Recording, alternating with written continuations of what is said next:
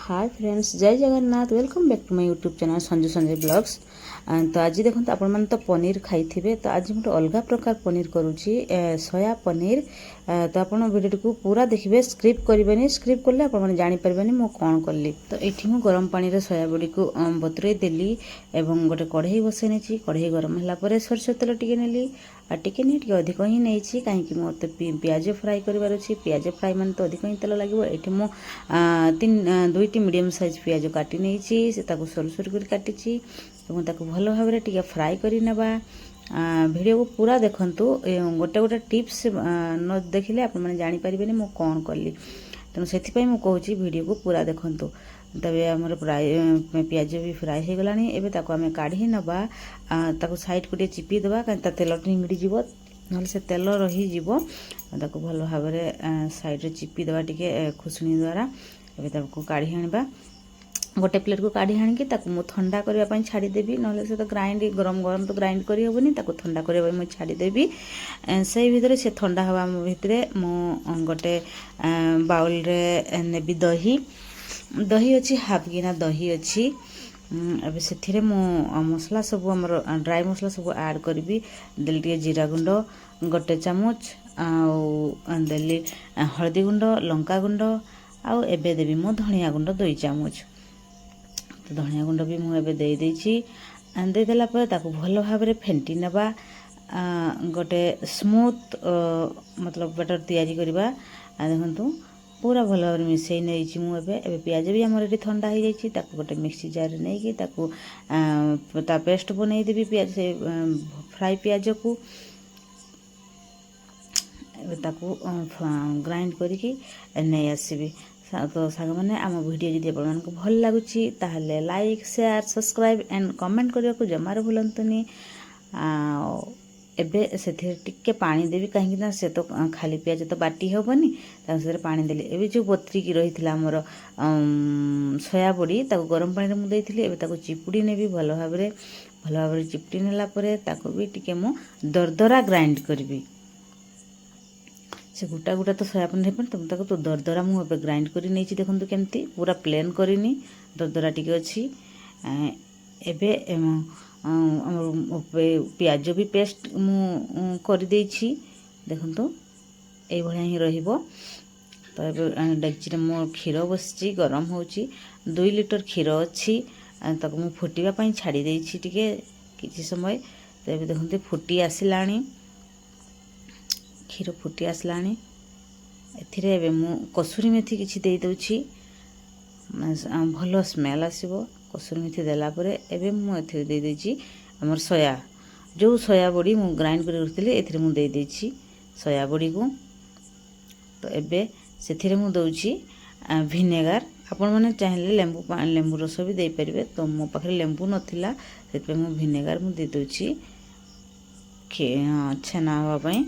तो ये देखो से क्षीर फाटी जीव। तो फाटी आसला मोर क्षीर देखो केते सुंदर हो जाए। तो आप क्षीर जी नहीं से परिमाण में आप सोया बड़ी ने। सोया बड़ी टे कम ही ने कहीं बेसी नेले से धरबनी।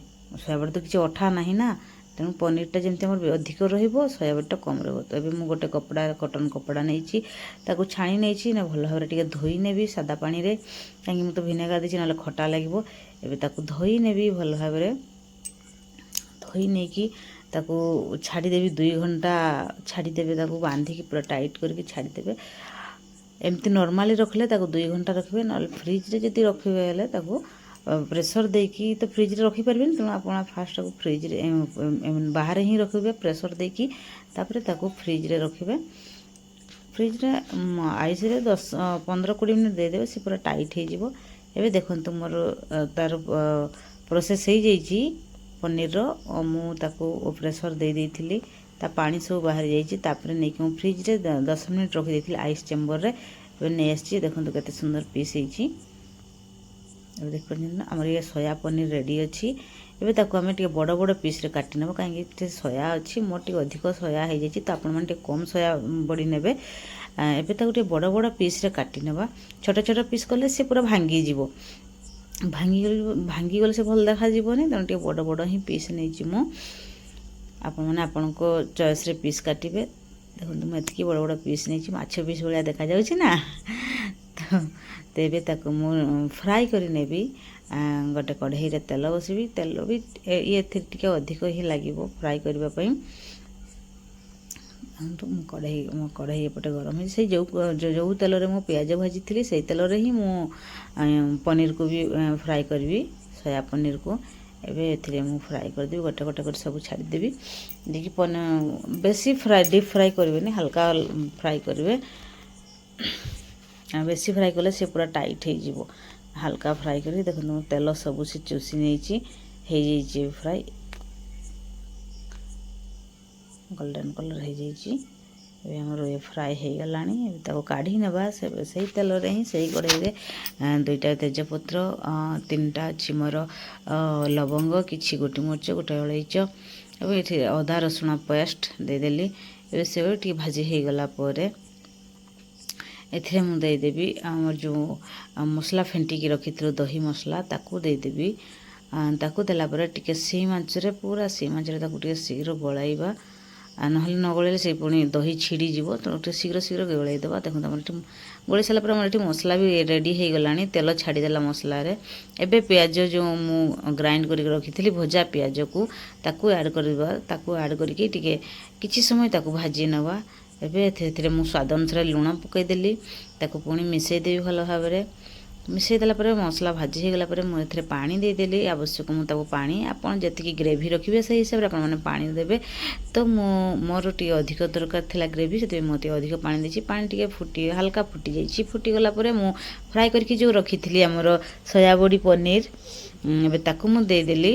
ଦେଲା ପରେ ଟିକେ ଫୁଟିଗଲା ପରେ ଦେଖନ୍ତୁ ତା ଲୁକ୍ କେମିତି ଆସିଗଲାଣି, ପୁରା ମାଛ ତରକାରୀ ଭଳିଆ ଦେଖାଯାଉଛି ନା। ଏବେ ଟିକେ ମୁଁ ଗରମ ମସଲା ଦେଇଦେଲି ତା ଉପରେ, ତାପରେ କାଟିକି ରଖିଥିଲି ମୁଁ ଧନିଆ ପତ୍ର, ତାକୁ ଟିକେ ପକାଇଦେଲି ଉପରେ।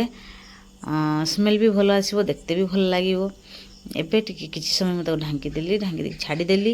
ତ ଦେଖନ୍ତୁ ଏବେ ମୋ ତରକାରୀ ରେଡ଼ି ହେଇଯାଇଛି, ସୋୟା ପନିର। ଫାଇନାଲ୍ ଲୁକ୍ ଦେଖନ୍ତୁ, ସୁନ୍ଦର ଦେଖାଯାଉଛି ନା। ତ ଏବେ ମୁଁ ତ ରୁଟି ସହିତ ଖାଉଛି, ଆପଣମାନେ ଚାହିଁଲେ ଭାତ ସହିତ ବି ଖାଇପାରିବେ। ଦହି ମୁଁ ନେଇଛି, ଦହି ଗୋଟେ ଗିନା ଦହି ଆଉ ସୋୟା ପନିର ତରକାରୀ, 2 ପିସ୍ ରୁଟି ମୁଁ ଖାଉଛି। ପୁରା ଶାନ୍ତିରେ ଖାଉଛି, ବହୁତ ଟେଷ୍ଟି ହେଇଛି। କିନ୍ତୁ ଟିକେ ଆଜି ଅଧିକ ତେଲ ମସଲା ଖାଇଦେଉଛି। ଲାଜବାବ ଟେଷ୍ଟି। ତ ଆପଣମାନେ ବି ଏମିତି ବନେଇକି ଖାଆନ୍ତୁ। ତ ଆଜିକାର ଭିଡ଼ିଓଟି ଏଇଠି ରଖୁଛି, ପୁଣି ଦେଖା ହେବ ଆଉ ଏକ ନୂଆ ଭିଡ଼ିଓରେ।